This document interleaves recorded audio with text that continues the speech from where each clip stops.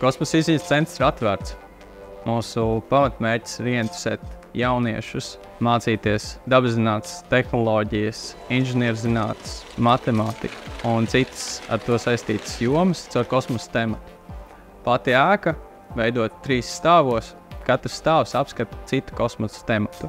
Būs iespēja ielūkoties mūsu kosmosa stacijā ar nosaukumu Auseklis, uzzināt par astronauta dzīves gājumu katru dienu, ko viņš dara, un tai pašā laikā pašiem sajust šo te astronauta profesijas grūtības un izaicinājumus, ar ko jāsaskarās, iejūtoties astronauta tēlā un risinot dažādu veidu uzdevumus. Izglītības un profesionālās karjeras jautājumi ir ārkārtīgi svarīgi mūsu bērniem. Tie nav tikai astronauti, kas kāpj ārā uz mēnesi, bet tās ir ļoti daudz citas profesijas. Arī vadības centri, kas palīdz astronautiem tikt ikdienā galā ar viņu uzdevumiem, un vēl jau vairāk citi inženieri, kas ražo iekārtas. Es teiktu, ka vislielākais ieguvums un ieguldījums no šāda centra un nospiedums mūsu izglītības sistēmā ir tieši tas, ka bērniem ir iespēja saprast, kas ir šīs STEM jomas, cik dabaszinātņu, matemātikas un pārējiem priekšmetiem ir liela nozīme cilvēku dzīvē un visa progresa virzīšanā. Es domāju, mūsu jaunieši ir pietiekami zinātkāri, lai viņus interesētu progress, lai viņus interesētu kaut kas jauns, inovācijas un tehnoloģijas.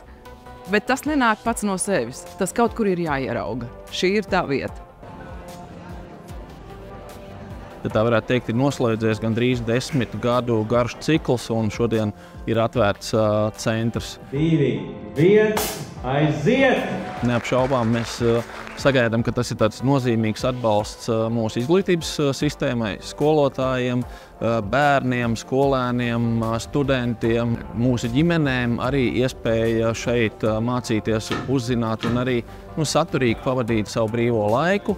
Tā ir viena no straujāk augošajām industrijām pasaulē. Piemēram, Norvēģijā kosmosa industrijas apgrozījums ir 11 miljardi gadā. Un es ceru, ka šis centrs būs arī kaut kāds zināms impulss gan bērniem, gan varbūt uzņēmējiem apdomāt un pārdomāt par kosmosa industrijas attīstību. Arī Latvijā jau tagad ir daudz uzņēmumu, kas strādā šajā, bet mēs esam zināmā mērā tādos bērnu autiņos. Un es centram novēlu, lai šeit katru dienu mēs dzirdētu daudz bērnu čalas un balsis, lai šeit izskanētu daudz jautājumu un šeit bērni saņemtu uz viņām pilnvērtīgas, saprotams atbildes. Aicinam jebkuru apmeklētāju redzēt, izzināt kosmosu mūsu veidotajā ekspozīcijā, un varbūt nākotnē arī tieši apmeklētāju bērni būs tie nākošie zinātnieki, kas dosies un meklēs tuvākās zvaigznes. Tiekamies kosmosa centrā!